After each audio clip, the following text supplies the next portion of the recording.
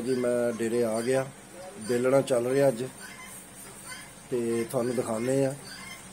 अगे दो वीडियो बेलना नहीं सी चल रहा तो मैं नहीं सी दिखाया थानू। अज मैं बेलना दिखाने लग्या थानू।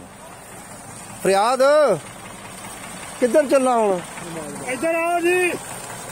लो जी बेलना चल पिया। मैं वीडियो बना रहा सी यार। लो जी आ फरियाद आ गया। आ बेलना चल रहा जी। बेलना जरा है ना जी अगे बंद सी नहीं सी दिखा सकिया मैं थानू। और ट्रैक्टर खड़ा तो यह बेलना आ देखो गन्ने भी आ रहे हैं तो यह रस आ रहा देखो रस आ रहा बेलने गन्ने ला रहा मुंडा। की ना तेरा? उमर ला रहा जी गन्ने बेलने ते। लो जी अगे थानू गन्ने का रस दिखाया सी निकलदा। हुण पींदा भी दिखाने एक शमशाद राणा शमशाद मौलवी। है देखो गन्ने का रस जिहड़ा ना जी पी रहा। भावें पोटियां ही लवा लवे लेकिन भर भर के गिलास पी रहा। कितने गिलास? कबर तोड़न वास्ते गन्ने का रस बहुत फायदेमंद। इस बंदे को कबर है गन्ने का रस पीवे इंशाल्लाह कबर नहीं रहेगी। ना सेहत भी बनती है, गर्मी भी दूर करता है। गर्मी दूर होएगी, कबर पीएगी इंशाल्लाह सेहत रहेगी। बड़ा रस पींदा जी। गर्मी इनू होंदी कोई नहीं, बड़ा रस पींदा। तेरा की नाम है? तेरा मुंडा तो अशरफ का। अच्छा बच्चे चल पीला तू भी पीला। एक बच्चा और आ गया जी। ये भी रस पीने वास्ते आया सी। मैं कहा तू भी पीला अज वीडियो तेरा भी खा लो पी देखो पी रहा खा रहा रस। पौनी ना पुण के पाते हैं। पौनी भी रखी इन्होंने ताकि साफ हो जाए रस। और पी रहा मुंडा मजेदार है। पियो बेटा ठीक हो गया। मक्खियां भी बड़िया शहद वालियां फिर रही ने, वो भी बिच बेचारियां आ जांदियां ने। आ फरियाद राणा फरियाद खड़ा जी। इन्हें अज बड़ा खुश है। आहो जी अज इन्हें एक सौदा बड़ा वड्डा करता। माशाअल्लाह जी अल्लाह ने बड़ा करम किया जी। दसो फिर की सौदा जरा अज जी अल्लाह खैर करे जी। 2 किले कमाद का बीज वेचया है जी 300 रुपए मन। कमाद कमाद केड़ा सी?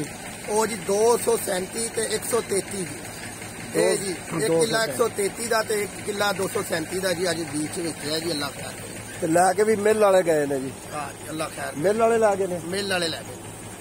ਔਰ ਬੀਜ ਵਾਸਤੇ ਉਹਨਾਂ ਨੇ ਦਵਾਇਆ ਬੰਦੇ ਨੂੰ ਕਿਉਂਕਿ ਇਹਦੀ ਐਵਰੇਜ ਜਿਹੜੀ ਹੈ ਨਾ ਉਹ ਕਮਾਦ ਦੀ ਬੜੀ ਹੈ।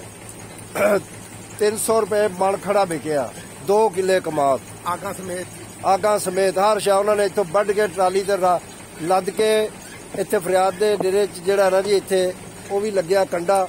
ਇੱਥੇ ਹੀ ਉਹਨਾਂ ਵਜਨ ਕਰ ਲੈਣਾ ਤੇ ਇਹਨੂੰ ਪੇਮੈਂਟ ਦੇ ਦੇਣੀ ਹੈ। ਜਿਹੜਾ ਵੀ ਵਜਨ ਬਣੇ ਕਰੇਗਾ ਇਹਨੂੰ ਪੇਮੈਂਟ ਦੇ ਕੇ ਜਾਇਆ ਕਰਨਗੇ। ਤੇ ਇਹ ਬੇਲਣਾ ਜਿਹੜਾ ਚੱਲ ਰਿਹਾ ਉਸੇ ਕਮਾਦ ਦਾ। ਇਹ ਦੇਖੋ ਸ਼ੱਕਰ ਕਿੰਨੀ ਪਿਆਰੀ ਬਣੀ ਹੈ।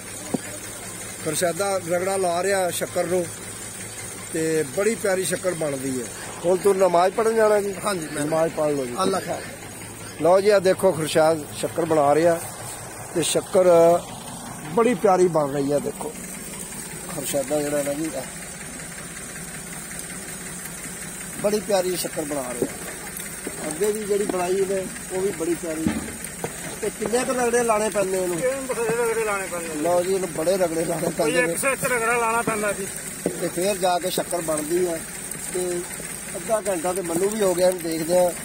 ਇਹਨੂੰ ਰਗੜਾ ਲਾ ਲਿਆ ਤੇ ਫਿਰ ਜਾ ਕੇ ਸ਼ੱਕਰ ਬਣਦੀ ਹੈ। ਚਲੋ ਅੱਲਾ ਖੈਰ ਕਰੇ। ਹੁਣ ਨੇੜੇ ਲੱਗ ਗਿਆ ਕੰਮ। ਜਿੰਨਾ ਪੂਰ ਪੱਕਣ 'ਚ ਟਾਈਮ ਲੱਗਦਾ ਉਨਾ ਹੀ ਸ਼ੱਕਰ ਬਣਾਉਣ 'ਚ ਲੱਗਦਾ। ਕਿਉਂ ਜੀ? ਬਿਲਕੁਲ ਜੀ। ਥੋੜਾ ਜਿਹਾ ਆ ਪੂਰ ਦੇਖ ਲਓ ਤੁਹਾਡੇ ਸਾਹਮਣੇ ਆ। ਇਹ ਅੱਧਾ ਪੱਕ ਗਿਆ।